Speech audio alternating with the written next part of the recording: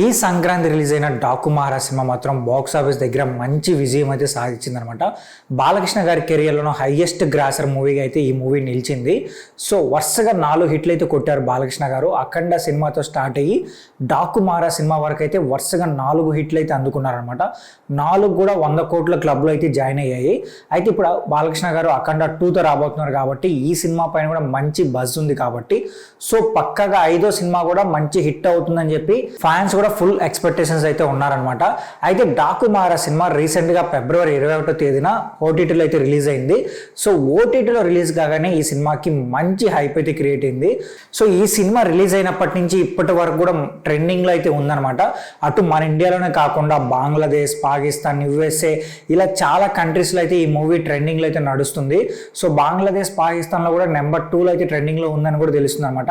So మన south languages నుంచి కేరళ వాళ్ళు కూడా ఈ సినిమాని మా లాంగ్వేజ్లో కూడా డబ్ చేయండి అని కూడా వాళ్ళు కూడా డిమాండ్ అయితే చేస్తారనమాట. ఇటు చూసినా ఈ సినిమాకి అయితే మంచి బజ్ అయితే క్రియేట్ అయింది. సో జనాలు కూడా ఈ సినిమాని బాగా ఎంకరేజ్ చేస్తున్నారు. ఈ సినిమాలో విజువల్స్ కావచ్చు, బాలకృష్ణ గారి యాక్టింగ్ కావచ్చు, అలాగే సాంగ్స్ కావచ్చు, యాక్షన్ ఎపిసోడ్స్ కావచ్చు, మెయిన్గా చెప్పాలంటే తమన్ గారి బీజిఎం అయితే మాత్రం ఈ సినిమాకి ప్లస్ పాయింట్ అని చెప్పాలి. సో ఎటు చూసినా ఈ సినిమాకి మాత్రం మంచి ప్లస్ అయింది. ఈ సినిమా బాక్స్ ఆఫీస్ దగ్గర మంచి విజయంగా నిలిచింది.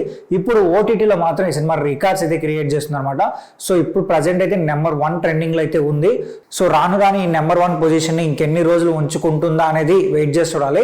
అయితే ఈ సినిమా గురించి మీరేమనుకుంటున్నారో కూడా కింద కామెంట్ చేయండి. అలాగే వీడియో నచ్చితే మా ఛానల్ సబ్స్క్రైబ్ చేసుకోండి.